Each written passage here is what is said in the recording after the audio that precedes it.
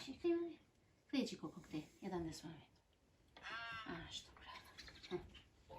Kthej që kokën këtej na mami, kthej kokën këtej tja për të ngrënë. Dash buk?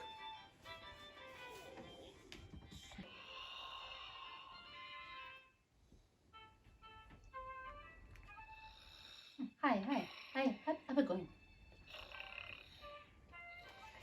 Në kokën lartë.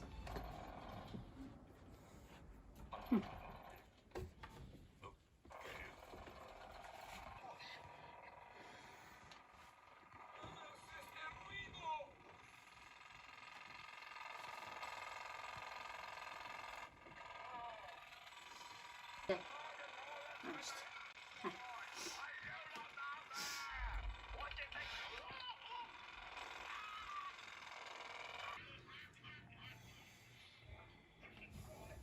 Qa ti bësh ne nuk kërkojmë asnjë gjë, vetëm të drejtën tonë, të drejtën e vajzës, ti ke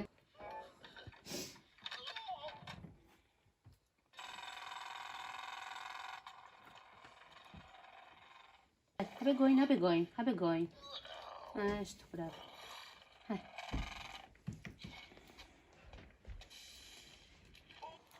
Dale në qik, dale në qik.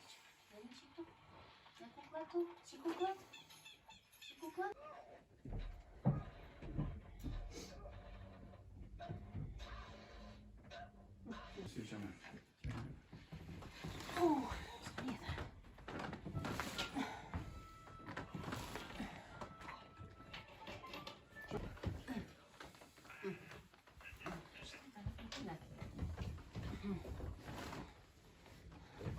Dale, dale.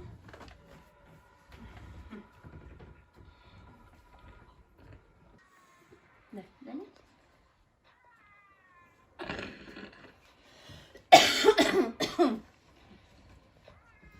Ta fikim mami atë? Ta fikim atë?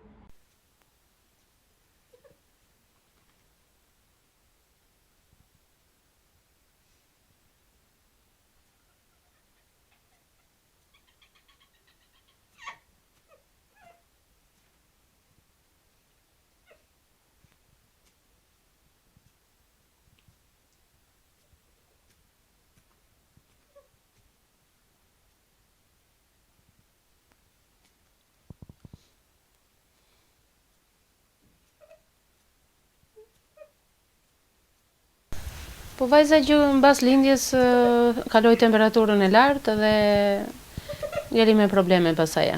Kur vajti 1 vjeç u kuptua shumë pasaj për moshën që kishte. Dhe nuk eci siç ecin fëmijët e tjerë dhe pastaj ja filluam nëpër spitale. Nuk pati shërim. 10 vjeç e kemi nxjerrë në kemp. Se prisim se mos shërojsh. Gjë atë ditë edhe sot, vajza si që është tani, vajti 6 vjetë nuk ecën fare, gjë kur ka qenë Covidi, dhe tani vendosëm të nxjerrim, vetëm 1 vit që vendosëm të nxjerrim në kempin e plotë, e përgjigja na ka ardhur jo. Pse ku ardhur jo? E panë në WhatsApp me kamerë, nuk erdhën ta shikonin vetë. A kërkuat juve që ta shikonin drejt së drejti vetë? Jo, nuk kërkuam neve, po ata na morën në telefon dhe do ta shikojmë në kamerë, kështu edhe. A mund të vlerësohet përmes kameras gjendja e vajzës tuaj? Jo, nuk mund të vlerësohet, vajza ja siç është tani, është gjë që duket, unë nuk është se kërkoj lëmosh, unë kërkoj të drejtën e vajzës time dhe hakun që i takon vajzës, se sot jam në gjendje dhe nesër nuk jam. Dhe unë nuk jam në gjendje gjithë tani që ta mbaj vajzën. Ajo do punëtore, me 200.000 lekë që i marrun vajzës, çfarë mund të bëj kjo vajzë kur 120.000 lekë do korrent, 80.000 do bebelina, veç ilaçe, veç detergjent, veç Rroba veç çdo gjë që ajo i do gjithë të gjitha. Çfarë mund të bësh me 200.000 lekë? Burri tani ka filluar punë. Si mund të ja dalësh? Jo vetëm unë në punë. Jo, vetë se unë tani ku ta lë vajzën? Më thuaj pak cila është ecuria juaj e përditshme me vajzën? Ecuria ime e përditshme që kur çojë të mëngjes dhe derisa lëndë. Do ngrihemi në mëngjes, do ta ndërroj komplet. Se bëhet pothuajse gjithë e koka me urinë. Do ta ndërroj komplet, do ta marr, do ta ushqej, do t'i ndes ngrojën tani në dimër se do ftohet se këta rrin akull dhe nuk aktivizohen fare dhe rrin shumë të ftohtë dhe duan korrentin tër ditën derisa flën. Dhe do t'i ndes telefonin, kemi lidhur internetin për hallin e kësaj se ajo nuk mund të rri pa një diçka. Edhe detyrohemi që i çoj telefonin që bëj në një punë unë, se përndryshe unë dua të rri këtu te koka tër ditën. Të merrem vetëm me këtë. Po mua më duhen edhe të tjerat. Nuk kam vetëm vajzën. Sa e vështirë është për ju? Kjo është shumë e vështirë që të kesh një fëmijë para syve non-stop 24 orë na mëngjesi dhe derisa flë. Për nënën njerë që është në shtëpi, po edhe për njerëzit e tjerë se edhe mirë të jenë, kur shikojnë këtë fëmijë kështu, nuk s'është kollaj. Po për nënën është më e vështirë se nuk ka një qendër sociale që këta t'i çosh 4 orë dhe të vesh t'i marrësh edhe nëna tjetë shik. Do të thënë jo në stres tër ditën, po ne mua më bien gjërat nga dora kur kjo qan edhe ulërin, se si jemi në gjendje t'i bëjmë. Se po të kishte një qendër sociale, do ikte fëmija 4 orë dhe nëna do ishte me lirshme.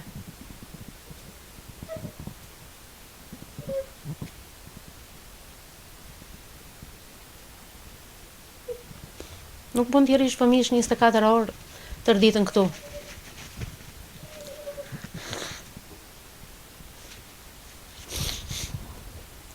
Më thoj zonë, çfarë kërkoni nga...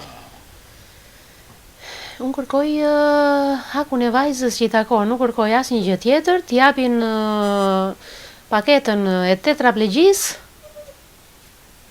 se vajza i do për vete, nuk i do për mua. Dhe i takon, jo se kërkoj në një lëmosh. Këtë kërkoj. Sepse më është refuzuar kempi i plot i vajzës.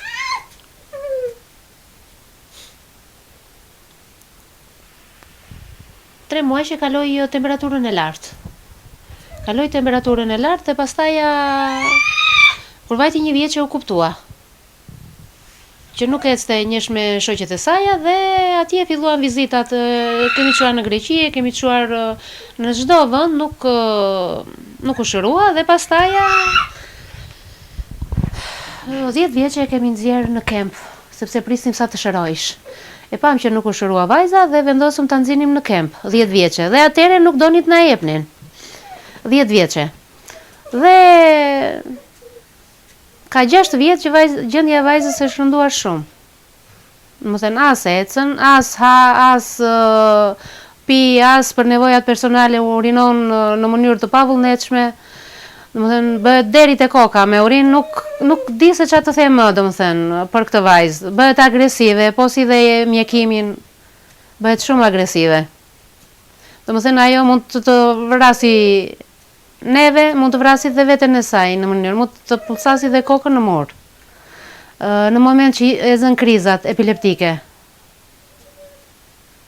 Diagnozën e saktë si e ka? Prapambetje thellë mendore, epilepsi e generalizuar dhe një tjetër se nuk mund t'i lexoj dot se është në gjuhë në mjekësisë. Unë jam babai i Enduela Memës. Vajza vati 6 vjet që i është shtuar, domethënë problemi i sëmundjes, ka pësuar diçka, domethënë dhe nuk na ecën. Dhe na i ka prerë të drejtat që neve mund ta nxirnim në një lokale, në një sebepa, në një dasëm, ne nuk e marrin dot me vete se nuk mund të çohet në krah. Se edhe njerëzit kur e shikojnë atë mënyrën e keq dhe ne ndjehemi keq që të shëtisim me një vajzë ta ngresh kalipeç sot. Ne i bëm këto kërkesat për të marrë kempin e plot. Mua më thanë atje në Gjirokastër i takon po tjetë e paralizuar fare, po tani si e paralizuar, si nuk ecën për njeriu në njëti fatësh i keq, gjësa s'del, e njëta gjë është. Shteti këto jep po ti marri vesh normal që asaj i takon, nuk është puna se shteti se ka mundësinë. Se sot unë punoj dhe kam mundësinë edhe të punoj dhe të mbaj, po nesër unë mund të smore vetë, mund të vdesa, kush do kujdeset për të, pasaj kur ajo nuk e ka këtë paketë plot, se njerëzit dhe një ndihmë që do e japi nesër në moment që ajo s'ka një kuotë të madhe dhe njerëzit s'afrojnë për ndihmë. Se kush do i bëj këto veprime kur s'jam prindrit. Prandaj ne vendosëm të shprehim këtë kërkesë te emisioni juaj, që të paktën kjo fjala jonë të vejë në vesh të sakt të njerëzve që kanë ndjenjë, kanë shpirt, janë e prindër. Se prindëri e ndjen këtë dhimbje më shumë se sa një vajzë që ka mbaruar një shkollë dhe mund të jetë 23-24 vjeçë kur s'ka arritur të bëhet prind. E quan gjë të thjeshta se s'ka gjë si këta ka plot. Prandaj u drejtojmë juve që kjo të jepet një zgjidhje se gjithsa po vemi drejt Evropës, bota e ka dhe ne në ata i morëm këto veprime për këto përkraj, për këtë kategori njerëzish.